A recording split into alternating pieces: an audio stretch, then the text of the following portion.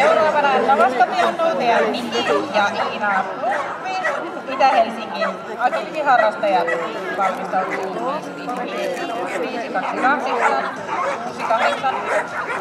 Ja nyt sitten Niki ja Iina tekivät aamun hyppyradalla ihan varsinaisen nollaradan, eli siellä mentiin ajanradallekin, mutta taisi valitettavasti tulla keppien aloituksissa 5 pisteen arvoinen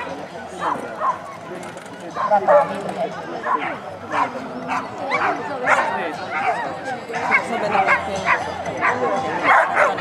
On kontakti, että toinen hyppy taitaa olla